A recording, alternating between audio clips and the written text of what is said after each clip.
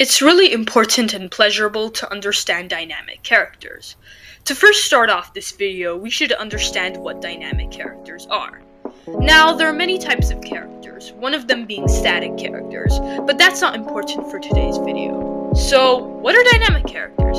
Dynamic characters are characters who change and evolve throughout the story. Now, the transformation of a dynamic character doesn't necessarily have to be a positive change, but can sometimes also occur where the character changes and evolves throughout a story in a negative way. To acknowledge how dynamic characters change, or are going to change, we have to get a glimpse of the whole story.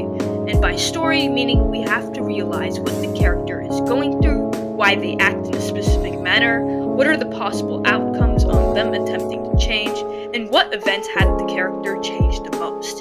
Hell, I would even be theorizing a bit for today as well, so stay tuned. For today's video, I have chosen Uzi Doorman to do a character analysis of. I've already done Doll and an end character analysis video, which you guys seem to really enjoy, so sit back and relax for this one as well.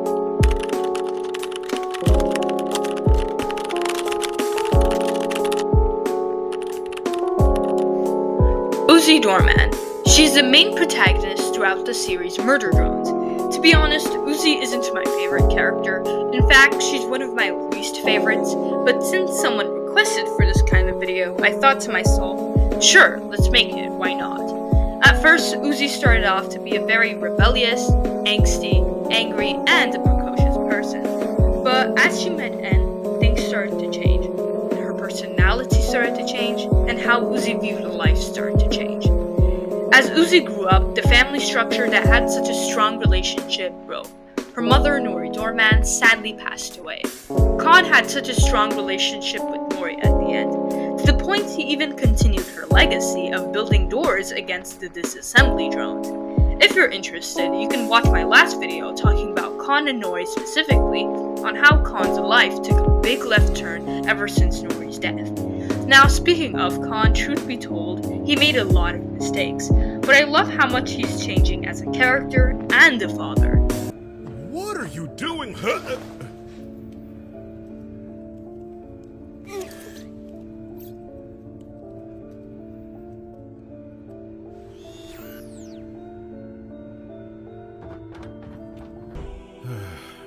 Turns out, I'm not who either of you needed. Just be safe, okay? But there's still one problem. Khan is stuck in the past. If you watched my last video, you would have gotten new information, that doors remind him of Nori herself. In fact, it started off with Nori. Nori told Khan to build the doors against the sky demons, or referred to as the assembly drones. Khan did not listen to her, but when Nori died, Khan really couldn't get over her. Khan and Nori's relationship was a type where Nori dies early after they fall in love, and Khan just regrets not loving her sooner. This scene in episode 3, The Promenade, shows us how much Khan is depressed that Nori is gone, and he just leads on to Nori's room. It goes up to a point where Khan doesn't realize how weird his actions can get. One of the examples are when Khan is just flirting with the door. Yeah, and calling it good door. By now, since it's shown how much the doors just remind him of Nori, I think what he really meant to say was good girl, and picturing the door as Nori. I'm really sorry if that sounds weird. Not only is this bad for Khan's mental health, but it will mostly drain Uzi out. Growing up is realizing that Uzi doesn't have anyone. Well, she does have En, but not someone that was put into her place. In school, Uzi has a hard time fitting in, and in her classmates' eyes, she will always be seen as a freak. Brayden doesn't know she exists. Emily is terrified of her. Rebecca just tends to ruin her day. Even though she is in love, I am still heartless. Doll is just minding her own business.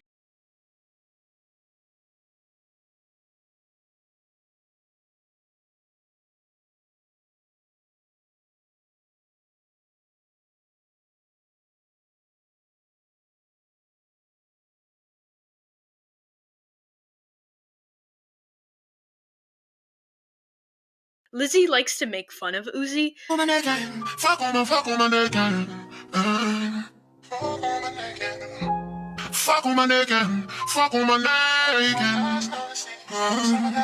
Darren is just hanging out with his so-called girlfriend who cheats on him with 2 other boys, including Anne.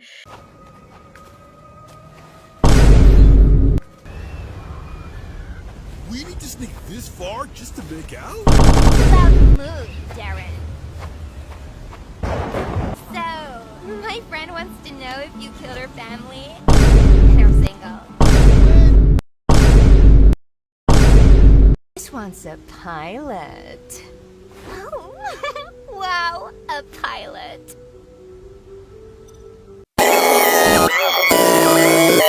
Sam is, well, Sam.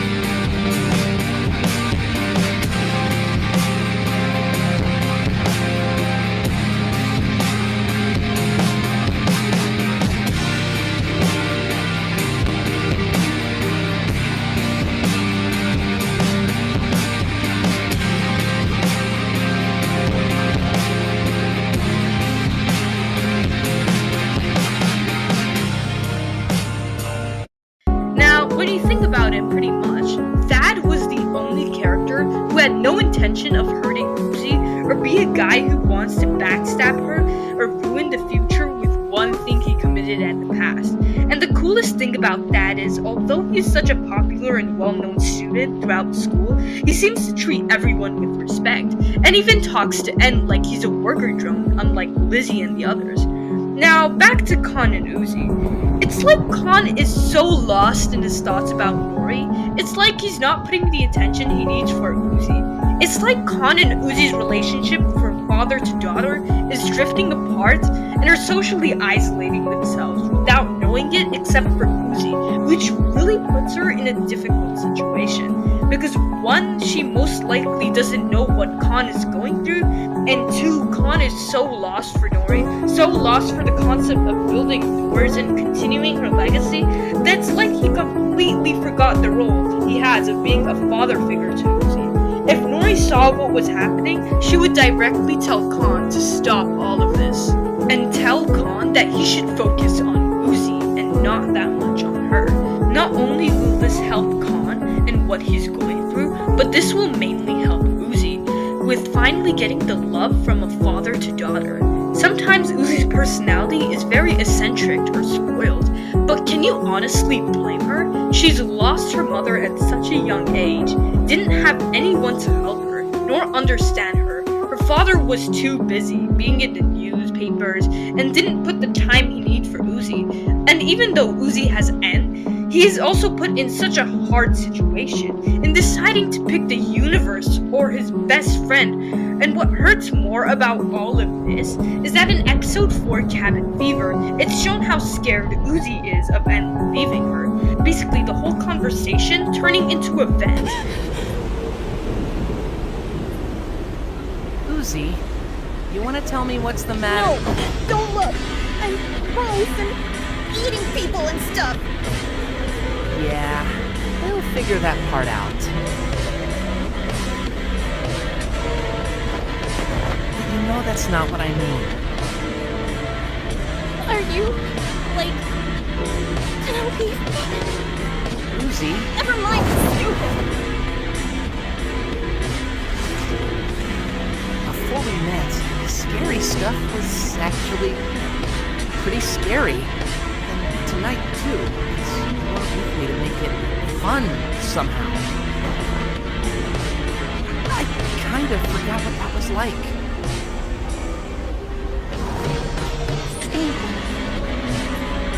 Then we'll stick together! And touch it? Gosh, my voice is more like...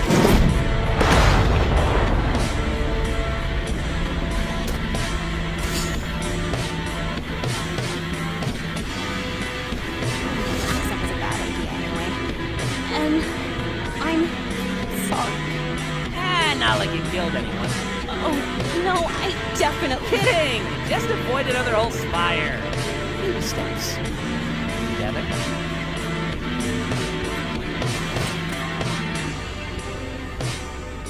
However, even after everything that has happened, I'm so happy how strong Uzi and N's relationship is turning out to be. Whether it went from enemies to lovers, it was so worth it. Though I do miss N and Uzi's frenemy relationship a whole lot throughout the pilot episode, I feel like it was worth it seeing how much they developed trust for each other. Whether it means N is a disassembly drone and Uzi is a worker drone. However, there is one minor problem. All I know is I need you to figure things out. Together? With Uzi trying to find out one of the biggest mysteries, the killer of Nori, so many questions are roaming in her head, and she's really close to finding out who the killer is. Quick note, Murder Drones Episode 7 will be the climax of the whole Murder Drones series. For people who don't know what a climax is the point in the story with the highest tension, but also the point where the main conflict is fully resolved. Conflict being the struggle between the opposing forces. Now, conflict doesn't always have to be hero versus villain, but it is settled in many different ways. For example, character versus self, character versus character, character versus nature, meaning like high dangerous weather conditions the main character has to deal with, and last but not least, character versus society. Now, throughout the pilot episode, the main conflict was the disassembly drones murdering the worker drones, and Khan's fear of the disassembly drones. Now, you might be asking me, well, why is Khan a part of the main conflict throughout the first episode of Murder Drones? Well, let me tell you this. With the fear Khan held of how Nori died, he weighed all of that shit and problems towards Uzi in a way, and didn't allow her to go outside the doors and fight for herself or her kind. Now, as the episodes move on, the main conflict is slowly revealing itself little by little. There are different aspects towards the main conflict. Let me get this straight though. The absolute solver isn't the conflict. The absolute solver is the antagonist. Yes, the absolute solver does create the main conflict for Uzi and the gang, but Uzi getting unconsciously possessed by the solver knowingly or unknowingly, Sin trying to destroy the whole universe by possessing other drones to create black holes are all pieces that help us understand the characters on how their bond with other people will break or be slowly put together. One of the conflicts that really have a strong effect on Uzi and her whole character is when she finds out that N is the killer of her mother. Uzi either received this information from two people, Tessa or Nori herself. In the Murder Drones Episode 7 trailer, if you pause this exact moment, you can see Nori's room. This is most likely placed somewhere in the cathedral, and we see white gloves beside her door. Now, the only characters who we know of who have white gloves are Tessa and Nori, but we can tell those are Tessa's hands since the form of the hands is like a human. In that room Tessa has entered, it must have shown clear footage, drawing, or some sort of proof to give out a clear explanation on how N killed Nori and why he's the killer of Nori. When Tessa receives this information, she immediately exposes it to Uzi in private. When Uzi receives this information, she will most likely refuse what Tessa tells her, but Tessa actually gets the chance to show Uzi the proof. And when she shows Uzi, she's like not herself anymore. Uzi's showing both emotions of anger and sadness. When Uzi sees N, she's like full on furious and says, "How could you do this? I trusted you," and she develops feelings of revenge, which this allows the absolute solver to take over her. You might be saying that the absolute solver doesn't take over someone when they have the thoughts of revenge and murder, but if you pay attention to the little details, it actually does. Take a look at these clips.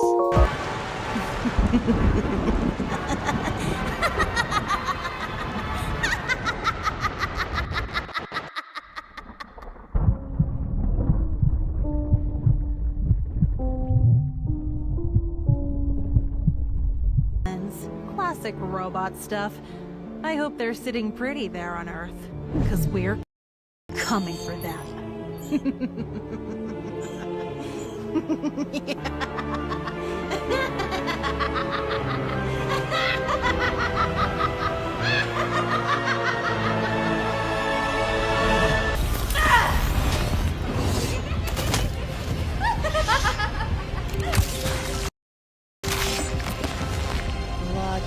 Все понятно.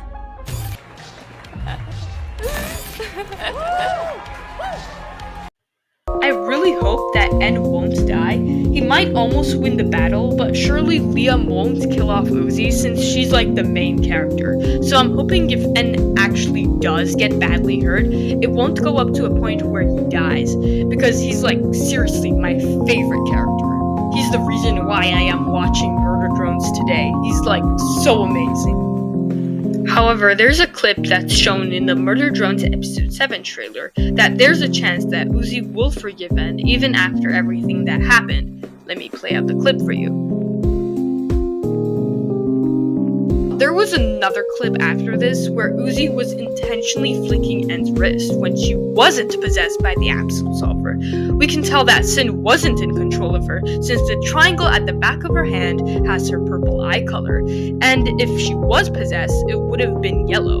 After the whole battle, somehow they both realized how much they need each other and just gave each other an embrace. However, that doesn't mean that Uzi won't cry about what happened. Now, I think I also added another suggestion where I said Nori was the one who exposes her killer to Uzi. Now, this could also be a possibility, but truth be told, there are endless ways and theories on how Uzi and N's relationship can end up as, and there can be multiple theories on how Uzi finds out the killer of Nori and how she died. So it starts off with Uzi, N, and Tessa all falling down with the elevator, and before being smashed to the ground, Uzi uses her solver powers to stop the elevator from falling to the ground. Or another option, the elevator does hit the ground, but N uses his wings to protect both Uzi and Tessa, like how he did in episode 2. Once they land, they get off this elevator, but end up at some dark and creepy hallway with a lot of bloody flesh, like the ones we see in episode 5, which most likely leads somewhere to the cathedral. Once N, Uzi, and Tessa find the cathedral, they decide to check out the place. Now, this cathedral was either sold or abandoned. Well, the thing about this cathedral is that the J.C. Jensen workers treated it like it was some sort of lab instead of it as a holy place. Here, they would experiment on the worker drones to try and prevent the Absolute Solver from spreading. By doing this, they would do surgery on them. This is where they would also keep the corrupted worker drones and the test subjects. Now, Tessa wants to split up from Uzi and tells her that it's better this way so that she might find more information about her mom and also find the list she was talking about in episode 6, which has the names of the corrupted worker drones who have genetically mutated and turned into a zombie drone. Tessa walks around the cathedral. She splits up with N and Uzi and finds a door having the number 002 on it and Nori's name. Tessa enters the room and sees drawings, footage, anything and everything that has shown Nori's intentions on how she wiped out biological life on Copper 9, her schemes, who her killer was, more information about the Singularity event, black holes, and basically all the details we need that answer 89% of the questions throughout the Murder Drone series, and has information that finally connect the dots. As Tessa sees all of this, she immediately goes to find Uzi to tell her everything. However, Tessa can't seem to find her. Uzi and N are just hanging around and exploring the cathedral a bit, but have walked into this seemingly sketchy hallway, which has 2 humongous doors. Before N and Uzi could say anything else, the doors seem to move a lot and make loud thuds, giving it signs that danger was behind that door, and whatever it was about to come out. Uzi and N, thinking it was both Sin, they were both terrified, can't seem to back out any longer. The doors open with a huge kick, revealing 2 characters, Nori and Yeva. Also, from what I can guess, Nori's the one who kicked the door open. When Uzi and Nori's eyes meet, they're just speechless. Nori also sees N, but gets quite a shock. The moment Uzi lays eyes on her mother, so many questions just start wandering and flipping through her head, like how she's alive, who attempted to kill Nori, or why she hasn't come to see her family after so long. Nori brings Uzi to a private conversation, which reveals huge revelations about her killer being N. And also she tells more info about the Absolute Solver and how much her life has changed because of it. once Uzi is given all of this information to her, she'll just change completely. After seeing her mother alive, knowing Nori hasn't come home for so long, realizing who killed Nori, having trouble to control her absolute solver powers will just change her. Again, understanding dynamic characters are so important because most of the time, dynamic characters, like main characters, play an important role throughout the story. I hate to admit this, but I used to complain on how much Uzi has changed throughout a negative way, like she's not rebellious like she used to be, or that she's so in love to the point where all she cares about is N and N only. But now I've grown up. I've realized how wrong I was before, and now I know this. Uzi's character hasn't fallen off. She's still herself, but she's growing up as a character. She's learning how to love and care for others. Yes, she's in love with N, but that's a good thing. That's all Uzi needed in her life. A little bit of love and compassion by her side. Remember, before N entered in Uzi's life, she didn't have anyone to truly understand her. Her mother passed away, and Khan was always so busy on building doors to continue Nori's legacy. Uzi never got the attention she needed, which because of not having proper parents, her behavior was most of the time like a little child, which can explain her unperceptive personality at times. After episode 3, Uzi isn't a pick-me girl. Uzi isn't the type of character that just wants to flirt with N all the time. I can't believe people actually said that, and I can't believe I used to believe it. Uzi's just happy that she finally has someone to care for her. Uzi, like V, is the type of person where she might act bitchy, she can act rude, she can act rebellious, she can act really angry towards people. But behind all that tough rock that she portrays herself to others, there's this sweet and soft personality that has always been there within her, but she just never had the chance to really open it up a little bit. Uzi's just scared of judgment and being alone. It might not seem like it, but it's true. That's another reason on why she covers her personality so much. It's because when she was happy, people let her down, so now she does the same back to others. It took a while for her to get close to N, but to be honest, it went quite well. It's basically matching a depressed woman who's introverted and who's changed herself so much with an extroverted man who's carefree and optimistic, but secretly is depressed and wants to change a whole lot. They both can help each other to boost their personality and change their characters so much. N can teach Uzi to be happy and kind, where Uzi can teach N how to be confident and stand up for himself in times of trouble. Uzi's personality is like a mysterious treasure chest that was always locked, but nobody knew what was inside the treasure chest because everyone assumed that it had nothing special because the box was all dirty, full of seaweed, and seemed all wrecked.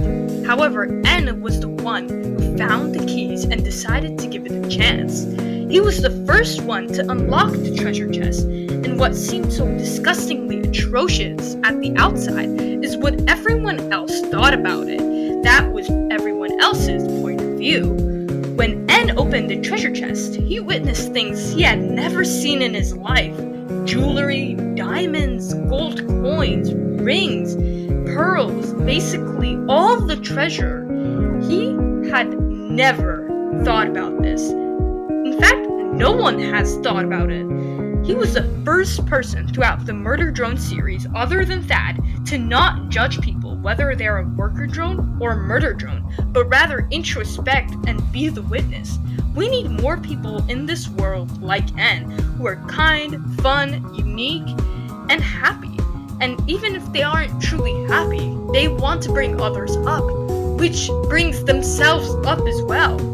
And to be honest, they help the people who view themselves as different, because at the end of the day, we all are different, but we're not bad people. We're all constantly changing if we want to change and if we want to have the desire and the action to change as a better person.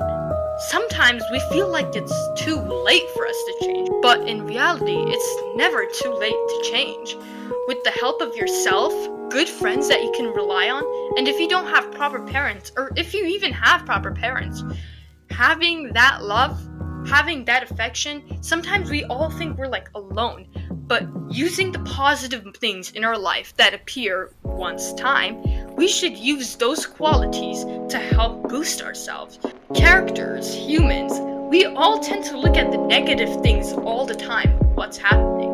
I mean, I do that too. Everyone else does that. When something bad happens, they overthink and then overthink the worst things about their whole life, their past and future. Both of them just intersect.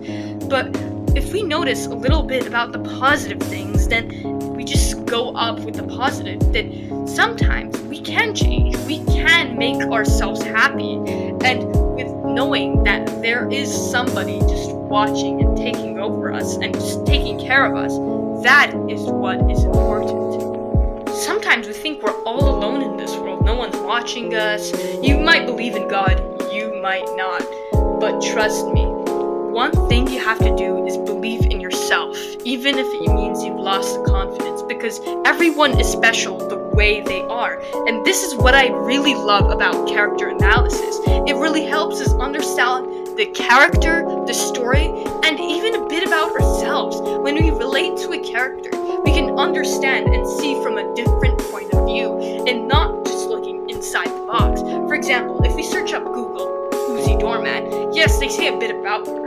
But if you look at Uzi, what do you see about her? What do you don't like about her? What is something that just connects to you about her? Like, what is something that really shines? It might have not run on Google, but it's something that you see with your own eyes. And that is what's important, to see outside the box. We all sometimes complain on who's better, but at the end of the day, they're all great characters. And that's what's really cool about Murder Drones, that the characters and how they are written are actually really complex, both from the background characters to the main characters. One of the examples is Serial Designation N. He always acts happy, he's like the fun dog, he's always trying to help everyone else, but inside, is he happy? Well, it's shown throughout the episode that he is clinically, he's just depressed, okay? He's just trying to think, how's everyone else doing? But as the episodes move on, he's starting to develop some character development. Episode 8 is when he's really going to change. Episode 7 will be the starting point of it, because that's when the battle will begin between N and Uzi. Not only will it change Uzi, but really N as well, because we've seen in the trailers that he changes. And not just him, but we see him all alone in a closed hunchback posture, just in himself. He just can't get out. Now, episode 8 is where he is versus himself and Uzi. It's an inside war that he just needs to get over. He needs to sometimes release that anger. He needs to release the confidence. Otherwise, he's just going to be stuck as a static character, being like a character that doesn't change or evolve throughout the story. But inside, he really is a character that will change and evolve throughout the story. He will be the reason why episode 7 and 8 is going to take a huge left turn, but also the point of the story that will resolve the main conflict. He will be the hero, and even if he won't make it, I know he will have a big effect in episode 7 or 8, but mostly 8. I just have a really big feeling about this. And Uzi will also learn a lot about him as well, and he will finally understand that, yes, N has done some wrong things in the past, okay? He killed Nori. He shouldn't have done that, but it was his job. What could he do, you know? He was assigned to do it. He was forced to do it. He got his memories wiped out, for God's sakes. But at the end of the day, Uzi can't hate N. She will always have the memory of loving N. And that's what's really cool about Murder Drones, is that they really dig deep into the character itself. And when you look at the most tiniest details, it's literally shown pretty well. Like by their facial reactions, how the character speaks, and the character development that is constantly happening is crazy. Like, if you would ask me, oh, is Uzi a dynamic character? When the pilot just came out, I would be like, hell no, Uzi's a static character. She doesn't change. She's like rebellious and an angsty character. When I watched episode 3, 4, 5, and 6, I just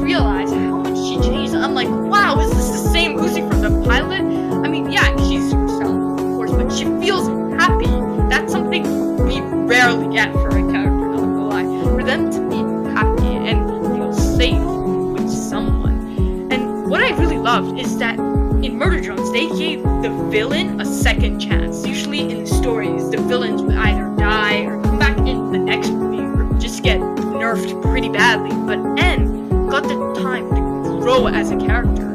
Yes, he was really cool in Kill Mode, but I'm absolutely loving the fact that he gets screen time, and his character is a good, crucial thing towards the Murder Drone series. I hope you enjoyed this video. If you like, make sure to like and subscribe to my YouTube channel to never miss out on any Murder Drones content I have planned for the future, like character analysis, breakdown and review videos, theory videos, discovery videos, and all sorts of content. I hope you enjoyed this video, and bye!